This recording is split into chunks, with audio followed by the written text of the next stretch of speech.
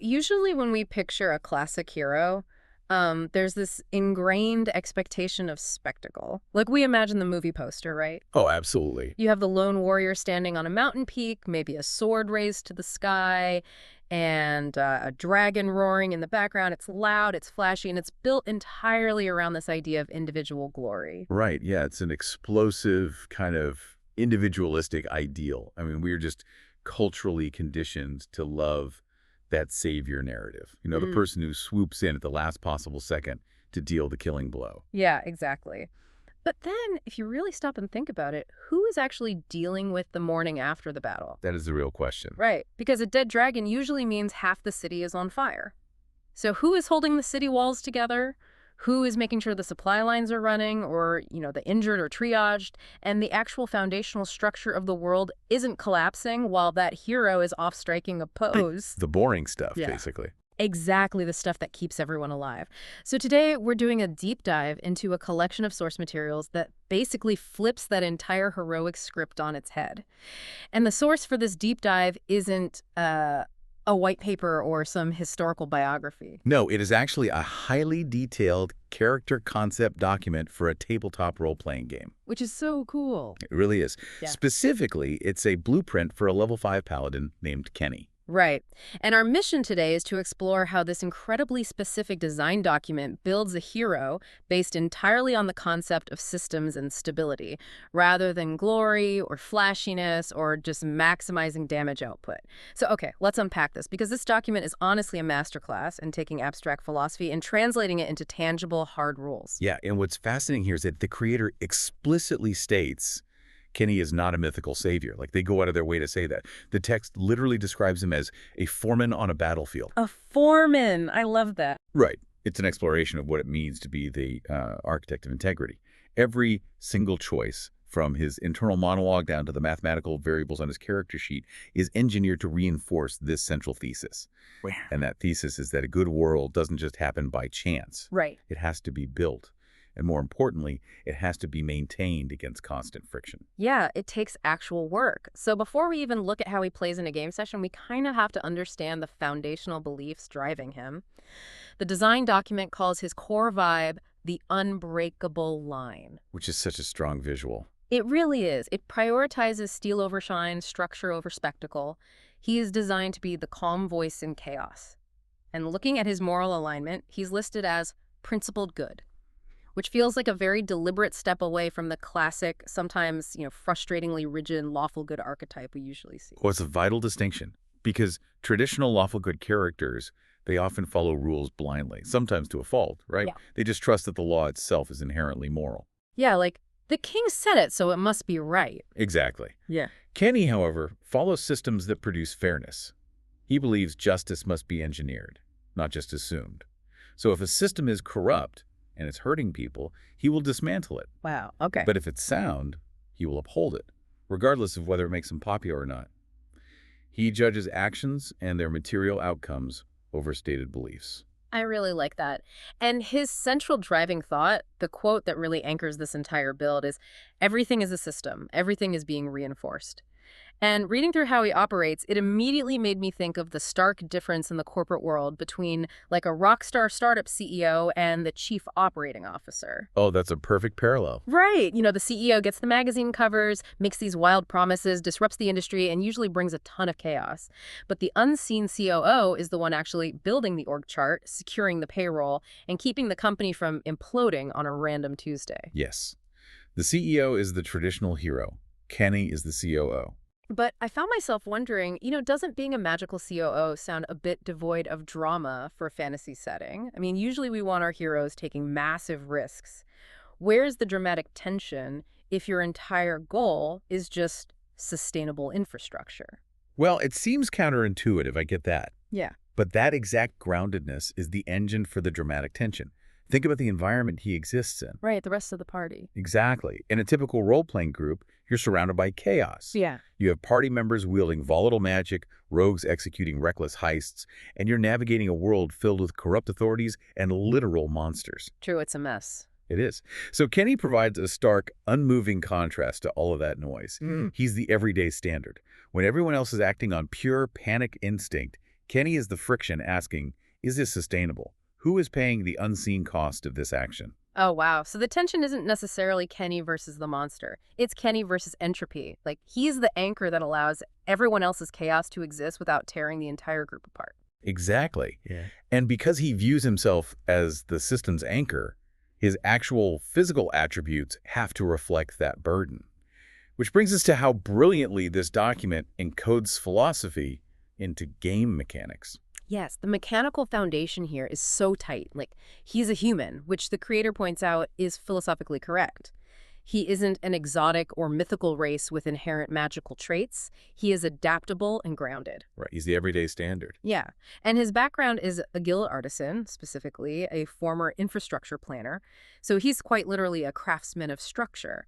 And his subclass is the Oath of the Crown, but beautifully reflavored here as the Oath of the System.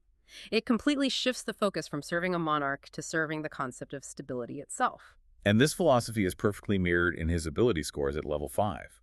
They aren't optimized to win a theoretical math contest or maximize a damage per round spreadsheet. They are justified entirely by his psychological profile. Right, the numbers actually tell a story. Exactly. His strength is a 16. But the rationale provided isn't for aggression. It notes, if I'm the lion, I don't get to be weak. His physical strength is entirely about burden bearing. And you see that exact same logic with his constitution, which sits at a solid 14. The reasoning is consistency over intensity. Life is upkeep, and he simply needs to endure. What really caught my eye, though, was how they handled his charisma. Oh, the charisma stat is So brilliant. it really is. It's high, a 16, which makes sense mechanically since that governs Paladin abilities. But the design explicitly strips away the usual smooth-talking bard trope. His charisma is pure credibility. It's moral authority. Yes. People follow him because he's fair, he's incredibly consistent, and he just doesn't crack under pressure. But the most profound mechanical metaphor in the entire build is his dexterity score. Yes. Oh, I was looking at his stats, and the dexterity really stuck out to me. It's a 10. That is perfectly average. It offers 0 mechanical bonuses whatsoever. Which sounds bad on paper. Right. For a frontline fighter whose entire job is to survive in the thick of combat, having no agility initially seems like a massive liability. But then I realized what the creator was actually doing. Yeah, if we connect this to the bigger picture, his physical stance perfectly mirrors his moral stance. A high dexterity implies relying on quick reflexes, darting around, Yeah. physically avoiding the issue. But if you dodge a blow, that momentum has to go somewhere. It usually goes into the person standing right behind you. Exactly. Kenny doesn't dodge chaos. He absorbs it. He is planted and deliberate. It's a complete rejection of evasion. He chooses to be the crumple zone so the rest of the car stays intact.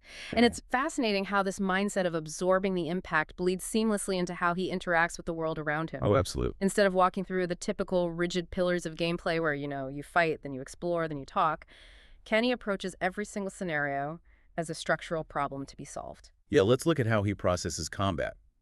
He operates as the anchor. What's remarkable is his mental triage system. When his turn comes up, his hierarchy of needs is completely inverted from a standard player. Right. He asks, who is most at risk? Where is the line breaking? What position stabilizes the field? Hitting an enemy for actual damage is his 4th priority. Which completely flips the traditional reward system of the game. I mean, you are almost always rewarded for your damage output. You get the killing blow, you get the glory. Right. But he treats damage as a last resort. He relies heavily on the shield master feat, using his shield to physically shove enemies. He isn't trying to deplete their hit points. He's managing the traffic of the battle. He's dictating spatial control, creating advantage for his allies, and denying the enemy their preferred positioning. And that exact same spatial awareness translates directly into how he navigates an environment. When he walks into a dungeon or a crumbling ruin, he isn't just looking for treasure chests or hidden traps. He's looking at the architecture. Yes. He uses investigation and perception to read the environment like a blueprint. He's looking at load-bearing walls. He's identifying structural weak points and establishing risk zones before the party even takes a step. He's constantly asking, what fails if this goes wrong? He just turns environmental chaos into a strict procedure. And then you see that exact same procedural logic applied to social interactions. The document terms it structured empathy. Structured empathy. I love that phrase. Yeah, it means he values fairness over feelings, which means he doesn't get swept up in emotional manipulation. In a negotiation or a tense standoff, he operates in three distinct modes. First, the observer watching the group dynamics to find the instability in the room. Second, the precision speaker. When he does open his mouth, there are absolutely no wasted words. Yeah. And third, the boundary setter. Right. He calmly and firmly pushes back on unfairness. He never lies, and he always follows through, which makes his credibility unshakable. He doesn't need to persuade you. His consistency is the persuasion. Okay, so here's where it gets really interesting, though. It's how this build recontextualizes one of the most iconic mechanics in the game. The Paladin's Divine Smite. Oh, yes, the smite. Every Paladin uses Smite. It's famous for allowing players to drop huge handfuls of dice to vaporize an enemy in this massive burst of radiant light. But Kenny's application of it completely shifts the narrative weight of the spell. He treats Smite as an emergency circuit breaker. Exactly. He doesn't use it to show off or to secure a kill for his own ego. He only triggers a smite to immediately contain a threat when the system is on the verge of breaking. It's not a firework, it's a failsafe. Across every type of interaction, his goal is never to win fast. He wants to win clean, maintain the formation, prevent the chaos spiral, and ensure there are no unnecessary casualties. Now, it's one thing to hold the line and act as a circuit breaker when you're a level 5 character dealing with localized threats.